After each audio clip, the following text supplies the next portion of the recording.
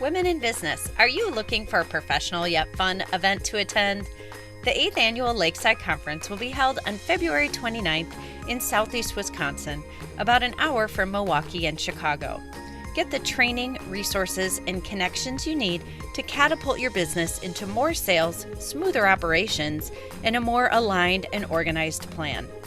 The women that attend are high-caliber, driven business owners, speakers, and leaders in their communities and industries.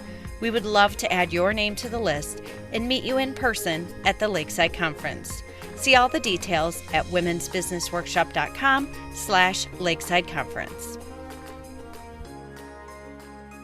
Welcome to the Women's Business Workshop podcast. Today we have Angie Noll with us on the podcast, and we're very excited to be talking about different financial things with your business. Angie is the founder of Reconciled Solutions, which offers bookkeeping and accounting support to high-achieving professional service business owners like yourselves. She is a Profit First professional at the mastery level, a Fix This Next certified advisor, a certified pumpkin plan advisor, online pro advisor, and president-elect to NABO Chicago.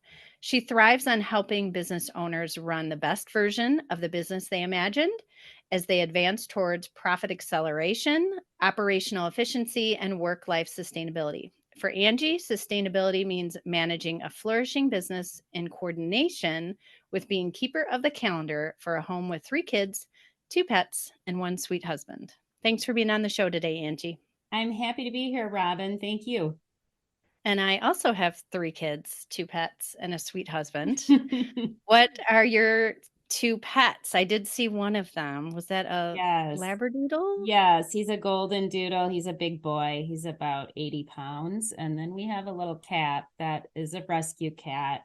We don't actually know how old she is. And, you know, she sleeps 23 hours of the 24. Oh. How do your cat and dog get along?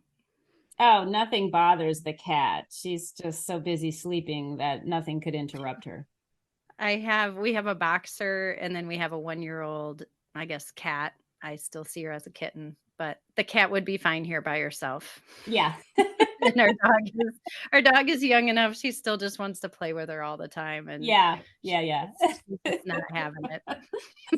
And then are your kids little kids, young adults? No, my kids are growing up and they're leaving the household, and it's just so hard for me. It's been a big shift this year as my 2 oldest are both at university studying, and my youngest is a son. He's a freshman in high school, and he's kind of silent and teenagery. So it's been very quiet in my household, and it's been a whole thing for my husband and I to adjust to this new stage of our life. It really is an adjustment. We're the same, 1 high schooler and 2 college age. Have you run your business the whole time, like throughout their childhood?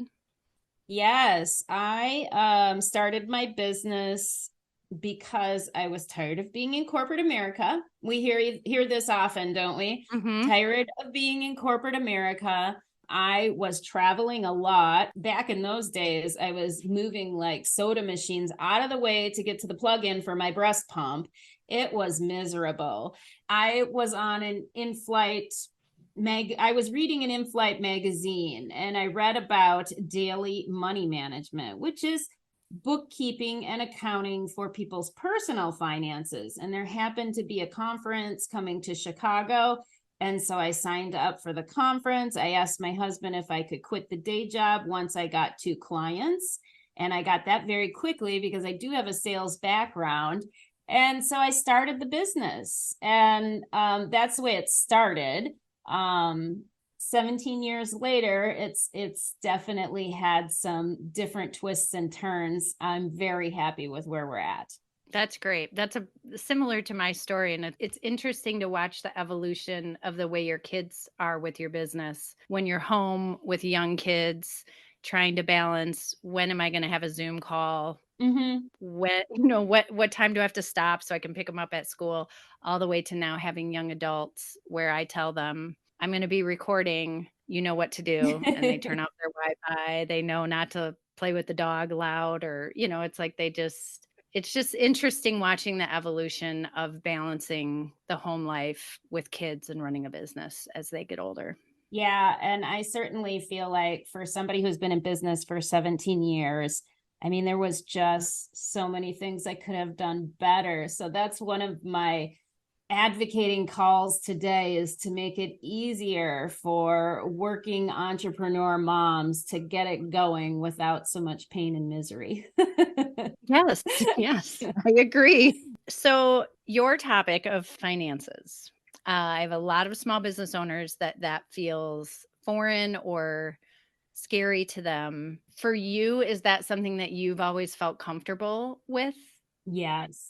So my superpower would be that I can see the big picture and break it down into smaller pieces. And let me tell you, when you're running a business, that is definitely a superpower, because I know what I want it to look like for my customers. Now, what do I need to do to get to that? And especially as my team grows and the business expands, it's not me anymore, right? I'm trying to work myself out of a job. And so, what does that look like? What secret sauce do I have in my brain that needs to be shared with my team members so that they can support our clients better? I do hear a lot of small business owners that they think they should, and I'm doing should in quotes, should know how to do this.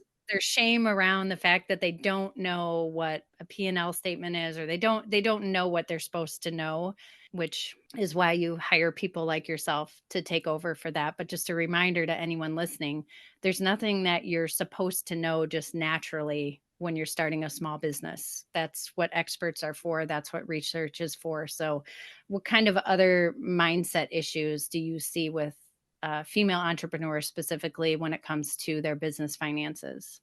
I think shooting all over yourself is a really big deal, and it really prevents us from doing what we do best. So if it's a limiting mindset, it's that I'm not good with money and I'm never going to be good with money, or I don't understand it, it doesn't make sense to me. I have to tell you, Robin, that my kids knew everything they needed to know about math and finance by the time they were like in sixth grade. It's only addition, subtraction, multiplication, division. And the other one that I'm really a proponent of is understanding percentages and how to work with percentages. So this isn't geometry, it's not algebra, it's not statistics, it's really basic level math that we use to set up our personal financials and our business financials very accurately. So I think that it's one of the biggest mistakes or limiting beliefs that women entrepreneurs specifically have, is that they're not allowing themselves the ability to learn and be successful when it comes to money and finances. And then there's side effects to that, or there's roadblocks to that. So, what's a roadblock to I'm not good with money, I never will be? Well, it's that I don't keep up on my finances and it gets all messy and behind, right? Well, you know what? You can't tell how your business is doing if your finances are all backed up and behind, and you only have 6 months ago to look at. You need to keep those up and current and accurate. And speaking of current and accurate, let's talk about KPIs and having a dashboard. What are the critical things that you need to be measuring in your business to know that the business is running well, to know that you have runway so that a few months from now that you're still going to be producing revenue. So if it's recurring revenue, is there new clients coming into the pipeline to create those recurring revenues, or are you seeing a shortage in new opportunities, and that that's going to result in a dry spell down the road? And how are you going to handle that? I always say in your head doesn't count. And that's where so many entrepreneurs keep that data, whether it's who's your ideal client or what's your marketing plan. Oh, it's in my head. And that doesn't count because, like you said, you're not seeing real time data on what's happening in your business. And we measure this against the fact that we're very intuitive. Women are very intuitive by nature. We're used to being caregivers for our spouses, for our families, for our parents, and that's kind of the way we roll. And that intuitiveness is good, but it has to be backed up by numbers when it comes to business. And the reason for that is because we have to make a living. We have to pay ourselves, and we have to be able to say, okay, that is actually what's happening. I can validate these numbers, and validate my gut feeling against the numbers. Agreed. And there's a lot of denial. If I don't look, Oh, then it isn't really happening, right? there's money in my account, so I must be doing okay. Yeah, absolutely. I host an accountability group, and that is a common goal that people are asking for accountability on is keeping up with their finances. I need to enter my invoices. I need to follow up with unpaid clients. It's a constant. And one of our members recently hired out for it. And I am one of her clients. So I see the emails being sent by the provider she hired saying, don't forget you have this invoice coming through. Or, I mean, it's Mm-hmm. a different experience, and she gets to release it. It's off her shoulders. She doesn't have to think about it. Because it's really hard to make a living if you haven't charged somebody. That's really hard. So having a frictionless system around sending out your invoices, around collecting against those invoices is really, really powerful, because we want our clients to learn from what we're offering them, what our superpower is, not from being frustrated by the bill, or that the bill hasn't come, or that the invoicing isn't clear. And I think that these are the most common problems with not collecting money. So it's not that there's a bunch of crappy people out there in the world that are just trying to short us. It's that maybe the contact person has changed and you sent it to the wrong person, or maybe the invoice isn't very clear. And so what happens when somebody receives an invoice that isn't very clear is they say, oh, I'll set that aside and look at it later when I have more time. And guess what? We There's never never. have more time. We're always hustling. So we don't get to look at it. The statistics show that if you, the longer you wait to collect, the less likely it is that you are going to collect. So making your invoice accurate and timely the first time around is going to be something that will serve you in the future so powerfully. So that's just really basic common organization. It's applying organization tactics to your financials, which I find a lot of dealing with our financials is purely organizationally based, more so than having to have some complex strategy about how you want to do it. It's really a sense of organization and process. Our clients, we're selecting clients that have integrity, that are honest, that are good people, and they're not ditching the invoice on purpose. They probably feel terrible if they find out like, "Oh my gosh, I have a balance. I'm so sorry. I thought you charged it already, or I didn't, Mm-hmm. it ended up in spam." So they're just as happy for you to contact them and keep up with. But if you're not keeping track of your financials regularly, you don't even know that the person hasn't paid you yet. Yeah. And that's really scary, because you can't get out of debt faster if you haven't even done the billing. So Right. it's Right. just so important to figure that out and make it easy for our clients to do business with us, because we want them to focus on how great we are at our jobs and not have to spend time thinking about paying us. And it's okay to make money. I think that's another issue with the financials and the mindset, that it's okay to be a business owner and make a good living.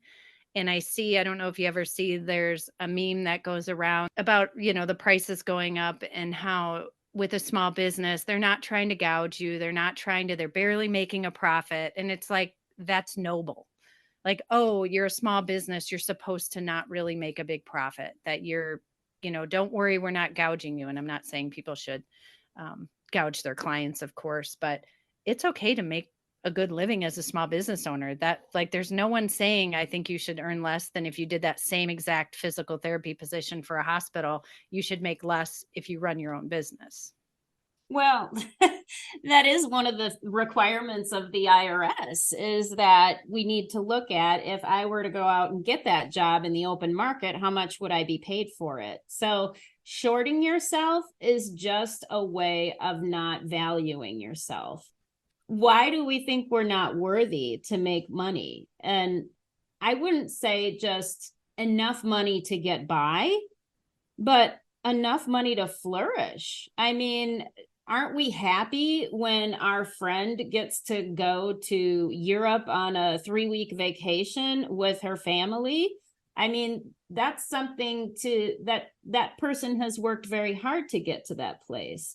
Mm-hmm. And so we should be happy for them. And why can't we have that for ourselves? I mean, I think money tends to be a dirty word. I speak a lot about profitability and making profit permanent in your business. And one of the things that's really funny is I'm a part of this Profit First community. And the Profit First community, we actually had troubles on Facebook because we have a closed group there where we're asking each other questions about clients and trying to get feedback. And Facebook didn't like that we were using the word profit so much. They thought we were trying to rip people off. And it's just so funny to me because there's such a negative connotation with making not only a living, a get by living, but making a life that's full of wealth and energy and things that we want and dream about. Yeah. And why do we think it's okay for people who run large corporations to make large amounts of money, but not the woman that lives next door? Right. Exactly. Yeah. I'm all for setting us up for permanent profitability. And how do we do that? I love it. It's a great phrase, permanent profitability. So you mentioned Profit First. And for anyone who hasn't heard of Profit First, can you give just a little rundown of what that is? So it's a very common sense approach to managing your cash flow, which cash flow, I would say, is the number one concern for small business owners. It's always measuring how much is coming in against how much is going out and making sure that that relationship works. So it's just a mindset process, different way to think about it. It's kind of like grandma's envelope system, where back in the day, she might have gotten the paycheck and then split the amount of the paycheck multiple ways. So some to pay for the mortgage and some to pay for the groceries and some to spend on entertainment. So we apply that same concept in Profit First using bank accounts. So we have an income account where all revenue from the business comes in. All revenue streams are coming into one account, and we let that money sit and accumulate in that bank account. And then about twice a month, we transfer to other bank accounts based on percentage and based on purpose. So we would have a bank account for materials and contractors expense, and we would transfer some of the money there. We would transfer some of the money to an operational expense account, and then you would go ahead and pay your occupancy expenses and your admin expenses, okay? And then there's a profit account that's for us to either take out and go on that trip to Europe, or to potentially pay off debt, or to reinvest in the business. There's the owner's pay account, which is what we live on a day-to-day basis to make sure our needs are met so that we're not fearful and, we're living in a safe place and we've got food on our table.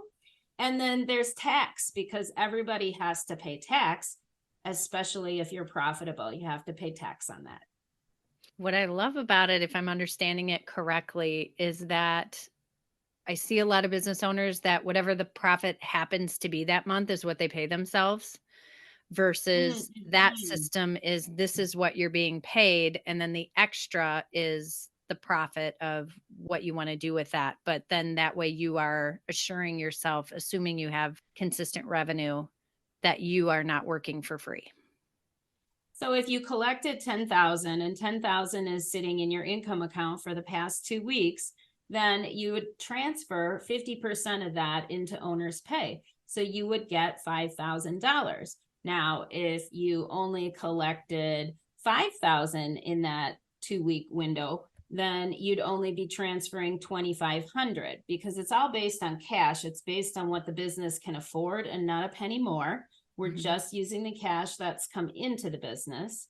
And so we're doing it by percentages, and that sets us up for a common trend.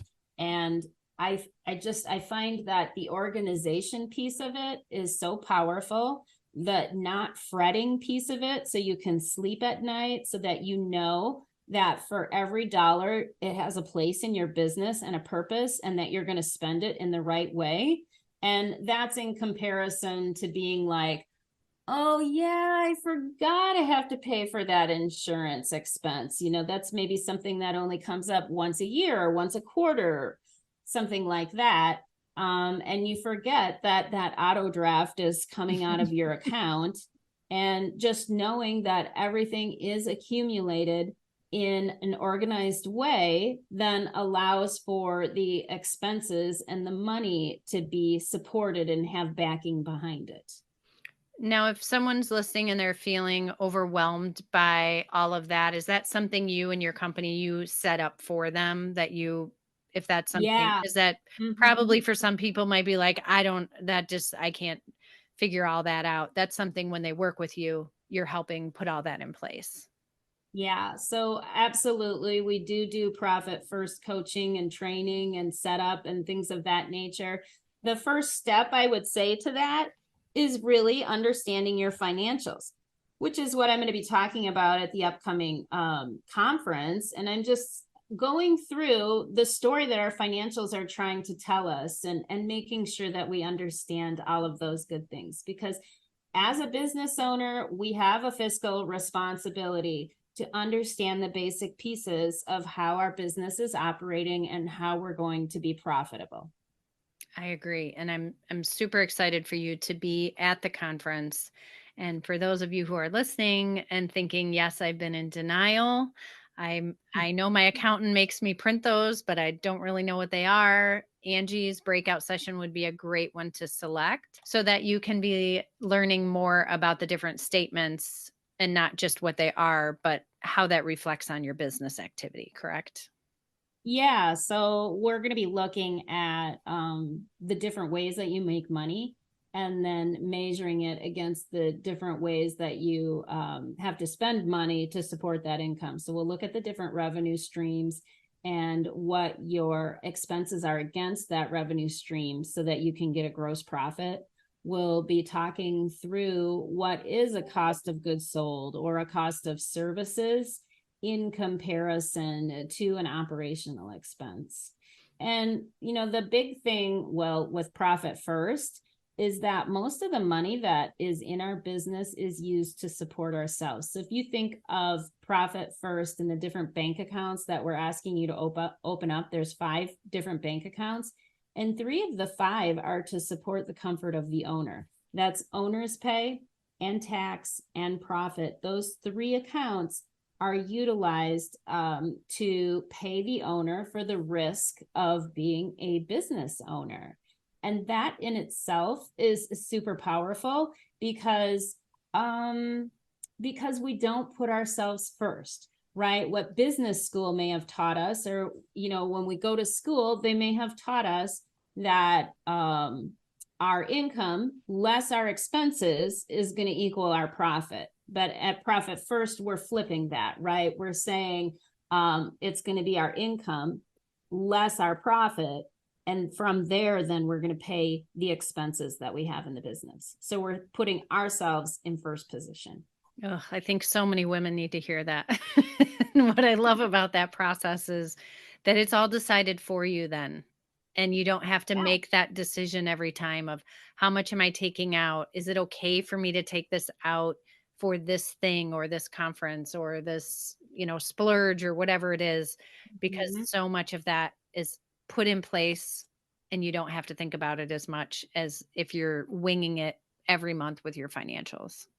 Yeah, exactly. It's so freeing. And to me, that is sexy. Yes.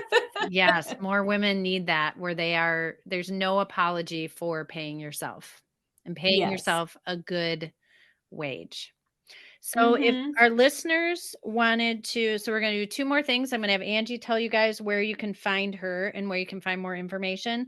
And then I'm also going to have you give them one action step, one mini thing that they could do before they come hear you talk at the conference.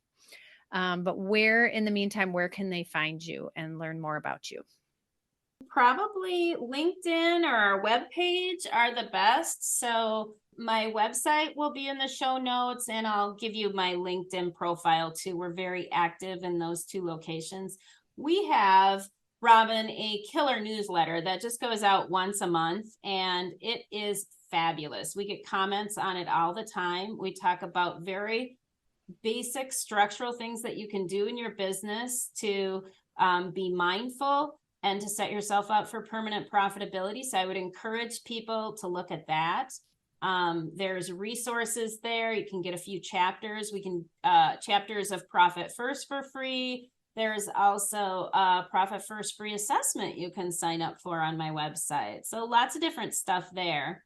Sure. Is that newsletter easy to find on your homepage, or do you want to send a second link to me for that? Why don't I send a second link? So you've got the link for the newsletter. Yeah, I think that would be super helpful. Okay.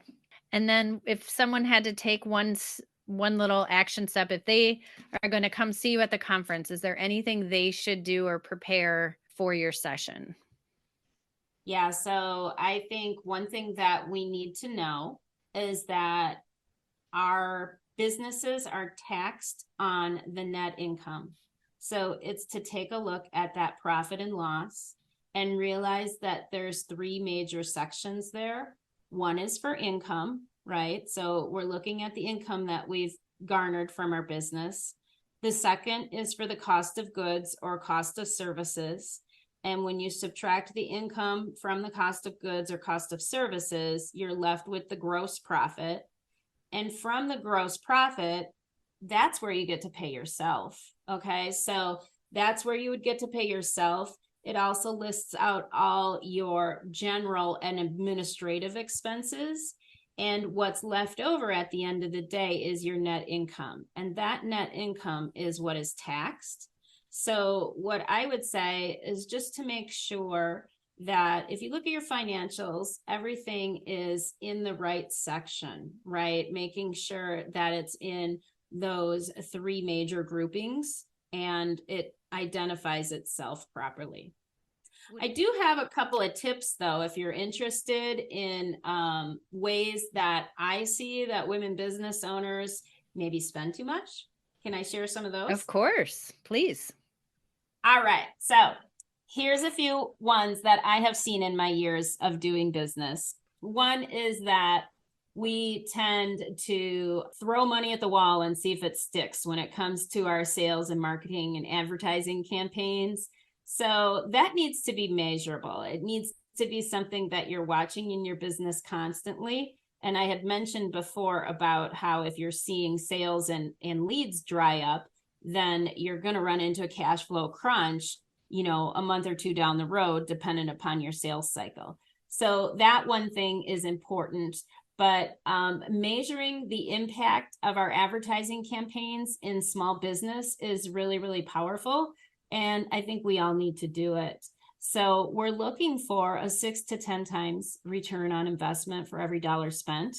So that means if we spend $1 on advertising, that we want to get $6 to $10 back in sales. And so that's significant. And if that advertising method isn't working, or that method of promoting yourself is not working, then we need to switch it up. As small business owners, we're very agile, so we can switch very quickly, unlike a big corporation. So measuring and setting a time limit on how long you're going to try something new, those are super powerful activities that you can do. Yes, and entrepreneurs love their new ideas. Squirrel, squirrel, squirrel. We're always chasing the next squirrel, right?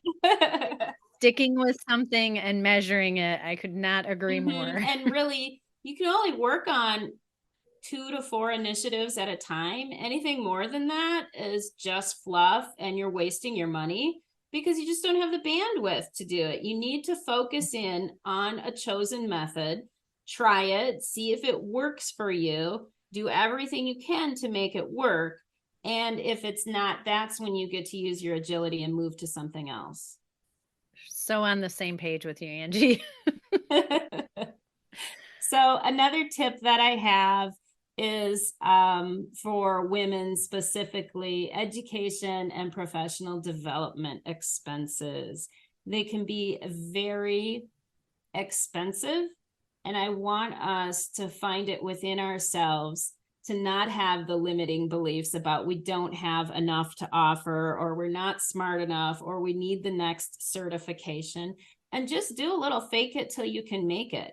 Not to say that we shouldn't invest in education and professional development. That's really what's going to drive our business forward, but doing it in a tapered manner so that it builds on itself and that you're able to implement one thing before you move to the next. I often see with women business owners, they're signing up for too many improvement processes at the same time, and they don't fully get the benefit of each. And so I would just ask that we slow down and try to figure out which one in that business priority pyramid is most important for your business right now, and then really work that plan. And if you can link it to whatever that goal or project is, I even suggest that with podcast episodes. If you're focusing on a certain project, have your education be around making that project work better versus, you're starting a podcast and you're also taking a course on social media marketing. And then you just hired someone to redo your website and picking the one thing and sticking with it. In my business in Reconciled Solutions, we implemented ClickUp this year, and it's just kind of project management software. And so we started with documenting our client processes, and that was the monthly processes, right? Then we said, oh, well, we need to do the yearly processes too. So then we did the yearly processes. Then we did our coaching processes because we have a lot of coaching clients. And then after that was all done, I'm like, well, what we need now that we all know how this system is working and we're using it for client facing type things, we need to use it for internal tasks. So then understanding how we could monitor our weekly management accountability meeting through ClickUp was super important, and make the visibility there better, making the visibility better around internal workflows for training and development. I mean, super powerful, but honestly, it's taking us the entire year. It is literally a year-long project.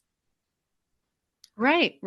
And a lot of businesses that kind of jumped out of something else, or they transferred careers, didn't put that foundation in the right way to begin with. So they're jumping and doing all these other things that they don't even have their basic foundation of their business solid. And that's really where I think people's attention need to. Yeah. And one other thing I'm going to say with regards to financials is really thinking through that process of, okay, I'm the owner. I've set up goals for myself for the year. And now, how does everybody else on my team understand those goals, relate to those goals? How do I communicate those goals with my team? And how does it roll into their day-to-day exposure in what they're doing? I think oftentimes, because I have a very small business, that everybody knows what I'm thinking. But you know what? They don't always know what I'm thinking. And I need to make it really broadcast, because we're all being hit by so many messages every day.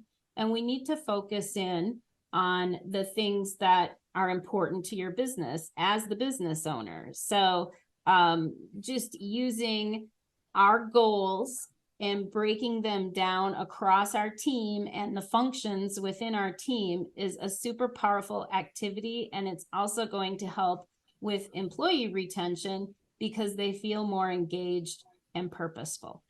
That's a great thing to wrap up on. And so I will put all of Angie's contact details into the show notes so you can go there and connect with her outside of the podcast. I always suggest to connect with the guests on their social media platforms or reach out to them and connect so that you remember all about Angie's wisdom. Make sure you grab your Lakeside Conference ticket. At the end of December, the early bird pricing will end. And you also want to make sure that you can specify when you purchase your ticket, you get to specify which breakout session you want. And there are limited spots in each one. So make sure when you register, if this spoke to you and feels like something that you need in your business, make sure that you select her breakout session for your ticket. Thank you so much for being on the podcast today, Angie. And I look forward to meeting you in person in a couple of months. That sounds wonderful. Thank you, Robin.